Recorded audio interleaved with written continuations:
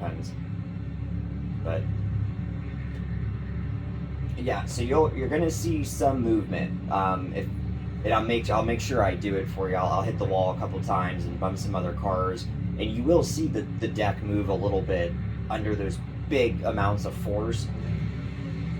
But it doesn't impact the dampening, or you're not losing force feedback like you would if it was just moving around all the time. I have it turned up to 100%, and the force feedback is maxed out in iRacing 2. We're at Bristol, so there's gonna be lots of big turns and lots of bumping. So, like I said, it's turned up as far as the force feedback will go.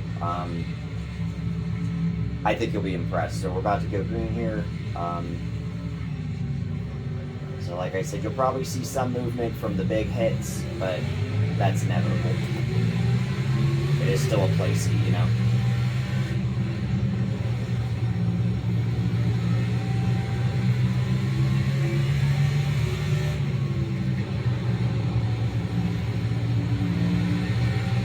Pretty wide at Bristol, no big deal.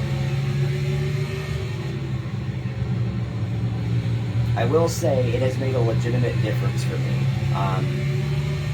I've noticed like small things that come through your wheel, things like when you're about to break loose and to catch the car, that it makes a difference not having that deck flex.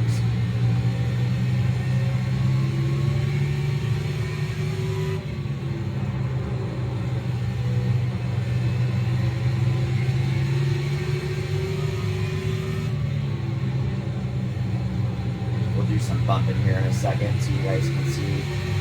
Like I said, I'm sure there will be some movement. I can't actually tell from where I'm at, but I'm sure you guys will be able to see it.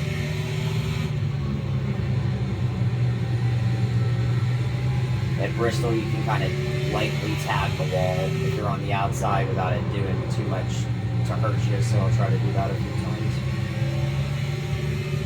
Alright, here we go.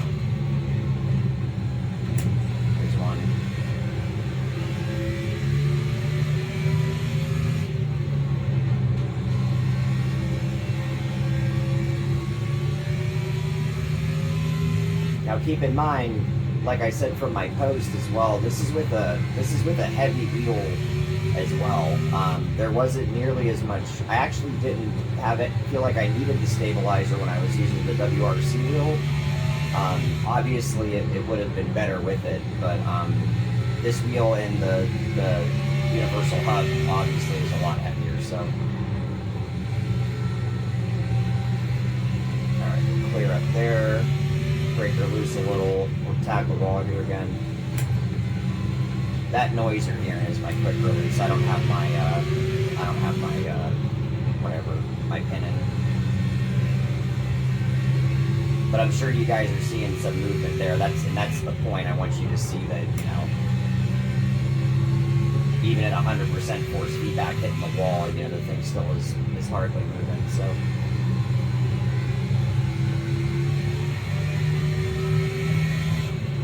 But it definitely made a huge difference. That's for sure. It's not one of those things where you buy it, you spend the money, and you get it installed, and you're like, well, shit, that was a waste. I 100% recommend it, and I would 100% encourage anybody with a Playseat challenge to do it. Even if you don't have a direct drive wheel, even if you just have something a little bit stronger in the belt-driven category, like a T500 or a TSPC Racer or a Club Sport, you know, 2.5, anything like that, where you have more than like 3 or 4 Newton meters of torque getting put out, I would suggest something like this if you have a Playseat. It really does make a difference. But I think that's enough for now. So I hope this video helps.